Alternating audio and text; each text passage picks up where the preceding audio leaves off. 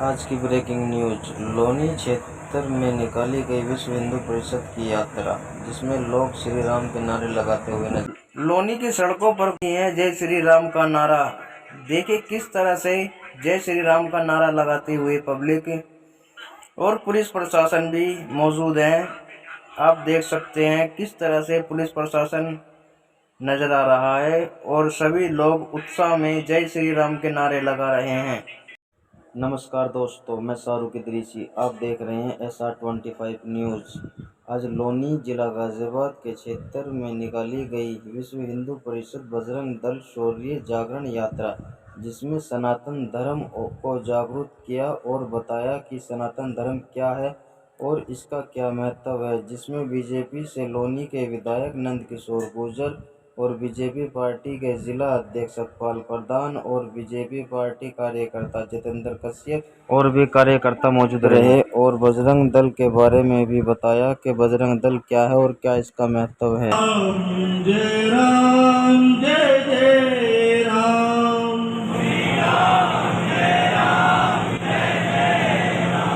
श्री राम जय जय राम, श्री राम जय राम जय जय राम, श्री राम जय राम जय जय राम। मानवता क्या होती है, दानवता क्या होती है, राक्षस क्या होते हैं, इन सब बातों की जानकारी हमने तो दुनिया को दी है, जो तब भी चल रहा था और आज भी चल रहा है।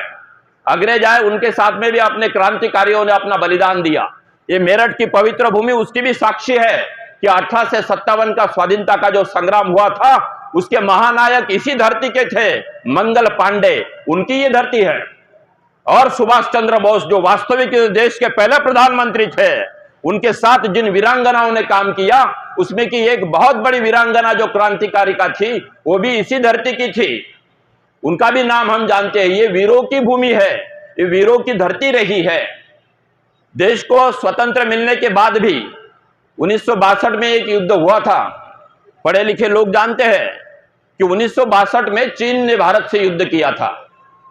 एक्चुअली चीन की आयु हमसे कम है, हम पहले स्वतंत्र हुए, चाइना बाद में बना। अब चाइना संख्या में हमसे थोड़ा बड़ा है, 10 साल में बराबरी में आ जाएंगे। 140 करोड़ हमने भी अभी पार कर लिए हैं। मगर वो चाइना जिसको भारत अपना दोस्त मानता था, इस दुनिया में भारत का सबसे पहला दोस्त चाइना ही था। चीन के साथ हमारे मैत्रीपूर्ण संबंध थे, हम तो उनके गले में हाथ डालकर दोस्ती का ही बढ़ावा दे रहे थे। मगर 1962 में जब हमारे यहाँ के नेता हिंदी चीनी भाई भाई के नारे दे रहे थे, हम उनके गुणगान कर रहे थे कि ये हमारा दोस्त है बेचारा चीन, उसी समय चीन ने हमसे विश्वासघात किया और विश्वासघात करके चाइना ने हम पे आक्रमण किया। अपनी धरती हथियाने के लिए ये आक्रमण हुआ था। 4000 फीट लंबी LAC काबिज करने के लिए चाइना का ड्रैगन भारत में घुसा था। किंतु उस समय भी हमारी आर्मी छोटी क्यों न हो, आज भी उतनी पराक्रमी है। हमारे यहाँ की पुलिस फोर्स और हमारी तीनों सेनाएं आज भी दुनिया को उसकी भाषा में समझाने के लिए पूरी तरह से तैयार है। उस समय भी थे। केवल 12,000 की सेना के साथ हम 80,000 के सेना के साथ लड़े। और हमारे दो महावीर जिन्होंने जो पराक्रम किया 1962 में, धन सिंह थापा मेजर, जिनको युद्धबंदी बनाया गया, बहुत यातनाएं दी गई, मगर ये शेर दिल इंसान चाइना की आंखों में धूल झोंककर वापस भारत में आ गया और उनके साथ 1 महीने तक लड़ाई जारी रही। हमारे परमवीर चक्र विजेता उस समय के मेजर शैतान सिंह भाटी, उन्होंने उस समय चाइना के दांत खट्टे कर दिए थे। ताकत कम होने के बाद में भी उनके सर पे चढ़ के बात उस समय भी भारत ने की थी। और फिर 1 महीने बाद चीन ने ही युद्धबंदी की घोषणा कर दी। 20 अक्टूबर को युद्ध शुरू हुआ इसी महीने में और 20 नवंबर को खत्म हो गया। 1962 के युद्ध के बाद जो हमारे टुकड़ों पे पल रहा है और हमारे देश का टुकड़ा अलग होकर जो अपने आप को आजाद बता रहा है, वो पाकिस्तान, उसने 71 में फिर से ताकत आजमाने की कोशिश की थी। उसको भी उसकी औकात उसी समय दिख गई। 3-4 महीने तक युद्ध चला 1971 का।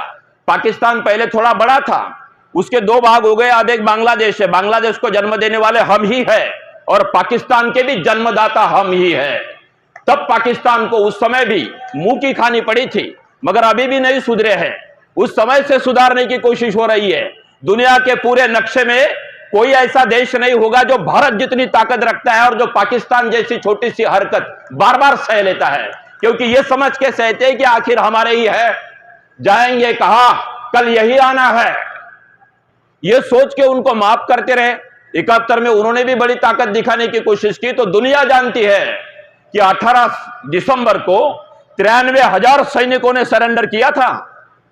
एक दो नहीं, 93,000, मतलब पूरी की पूरी आर्मी सरेंडर हो गई थी भारत को, और भारत ने उनको